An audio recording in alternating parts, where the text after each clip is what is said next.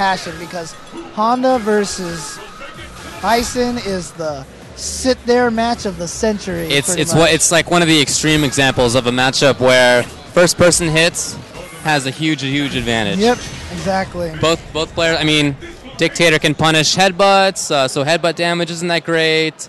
Getting in with random scissors damage is not that easy. Right. So, I mean, Bison has a slight advantage in that he can scissor kick for chip, but it's just every time Honda hits you, it's just like ow, ow, ow.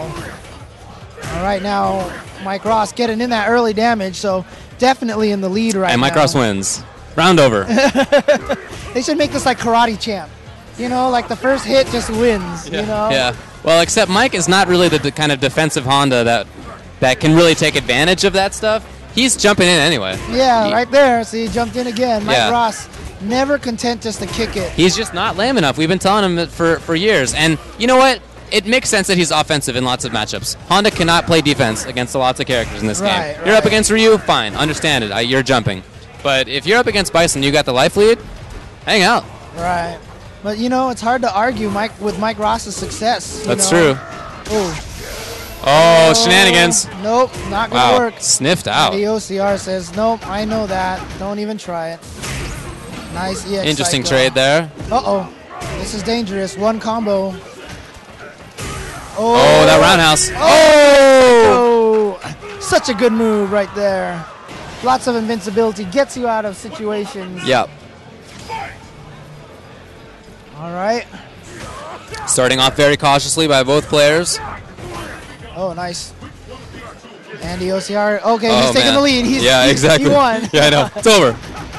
No, of course, Andy ended up taking that first round, even though Mike had the early life advantage. So. Right. Now, Mike Ross earlier lost the first game to Hungbi and counter-picked him with Blanca. Yeah, I saw that. I was actually commentating at the time. It's a very hard matchup for T-Hawk is the reason. And you could tell that even though Mike is not the best Blanca player ever, you know, he ended up taking it in the end. Right. Well, I'm just wondering right now, would Mike Ross counter-pick if he loses this one right now? I don't think this is a matchup where counter-picking is that great. I don't think a Dictator gets killed by anybody enough for that to make sense. That is absolutely true. I can't name you Dictator's worst matchup right now. Well, I mean, Guile's still difficult for him to deal with. Oh, that's correct. Yes, but it's not like T-Hawk against Blanca. Right. T-Hawk against Blanca is like Blanca ball, Blanca ball, Blanca ball. Awful matchup, yeah. Oh, Mike Ross getting right in there with those hand slaps, just chipping away. Yeah, big damage and chip. Yep. Oh, nice. Nice. All right, Mike Ross taking round 2 here. Once again, so far, our premonition of whoever does the first damage winning is completely wrong. Completely wrong. Why are we here, David? I don't know. All right, I'm going to tag in sorry, somebody. stream. Yeah. Oh, nice. Double EX Psycho Crusher trick there. Wow, and Scissors just beat Headbutt. I haven't seen that before. Yeah, I know. Ow. That standing roundhouse does so much damage. Oh, nice. He sniffed that out. Yeah, I'm surprised Mike Ross was able to charge up for that EX so fast. Oh my gosh, so much damage from that combo. Oh, here we go. Did he use Ultra? No, he saves it. He saves it. He saves it. I don't know if that was the right thing to do at that moment. Right. You got to start making your comeback, and especially at the last round. Right. Got to get them scared to do stuff right now. Now Mike Ross knows, you know what? He hit me with that. I'm not going to jump anymore. Exactly. And not only not jump, but he also, you know, headbutt is less effective. I mean, he's got problems now. Right. But right now, AndyOCR just doing tiny little chips with that standing forward. You know what? He can get there eventually. Dude, he's taken off about a third of his life at this point with just that. Know. Just going for chip. Oh. Yeah. EX headbutt. You knew it was coming. Yeah. But very, very hard to react to. There's that weird deer in the headlights moment where you're standing there going, as soon as I see EX headbutt, I'm going to jump backwards. But then all of a sudden you think, maybe he's not going to EX headbutt. And right when you think that, when they EX headbutt, you're like, I don't know what to do. Yep. And a lot of top players are so good at finding that moment to get you to flinch. Andy with the nice pressure so far. Chooses to get himself out into the corner instead of keeping Mike in the corner. Nice. Gets done. This is going to be perfect. It's going to be an R. Kelly round here. Great round from Andy. Wow, he just put the pressure on immediately and never let up. Yep. Even when he let Mike out of the corner, he still managed to keep the pressure on. Good stuff from AndyOCR there. That's why he's definitely one of the strongest players here in Southern California. Yeah. Definitely been stepping up his game. I always talk about his second place finish at Super NCR last year. And since then, you know, he's definitely stayed on the map. In fact, the whole OC team, Warrock, Tatsu, and AndyOCR, have all been playing very strong recently. Yes. And you could probably shows that those three practice against each other all the time. Yeah. Those guys play among the most Street Fighter, I would say. Of all of the top-level SoCal players, I think that they're among the most playing. And Mike Ross just sniffed out that teleport there, punished it with a jump in. Yeah. Oh, nice empty jump into throw from Andy. Well, he can. Oh, and he chooses to back off. Strange decision. I think he was going to try to bait out an EX headbutt, and he wanted to punish that. I can see that, yeah. Yeah, but that was unfortunately a misread on his part. Right. And now that he's out, he gets hit by a standing fierce like that. Oh, yeah, that's a hard situation to be in. Yep. Basically have to hope that Mike made a bad headbutt decision or something risky like that, and also to hope that Andy guessed right at the same time. So. Right. And Mike Ross there, he's so good at, that deer in the headlights headbutt situation. He just headbutts and you walk into it. Oh, wow, that BDX headbutt, awesome. Oh, wow, nice.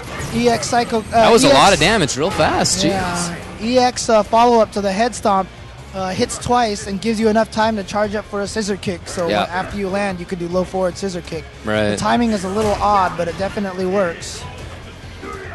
Mike Ross got to figure out a way. Nice. Great psycho by Andy, but great block by Mike Ross, too. And I also like the roundhouse right after from Andy, the preemptive anti-air roundhouse. Very, very important. Because, a lot of times you want to jump at Bison when he's at negative, when he's like frame at disadvantage, and Bisons will know that, will just throw out that standing roundhouse to catch you before you get into the air. Andy at the end there was looking for the same setup that Mike Ross used in the first game, butt slam to Ultra 2, so he held up. And unfortunately, Mike couldn't punish that. Nope. It was a big moment there. It could have potentially won him the game. All right, AndyOCR ties it up at 1-1. SoCal versus SoCal, two of SoCal's best players right now going up against each other.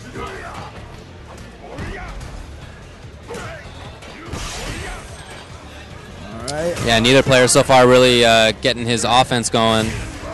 But nice. Wow, I guess Honda's getting his defense going. Maybe that's all he needs to get. That's all that's happening right now. Oh, and that focus just missed there.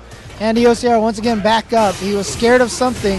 Oh, very smart EX headbutt. Mike just walking forward. I'm sure he was buffering that into hands just for chip. Yeah, exactly. Didn't care if he blocked it or got hit by it. Exactly, yeah. It was a win anyway. All right, Mike Ross at match point here. Very nice. There.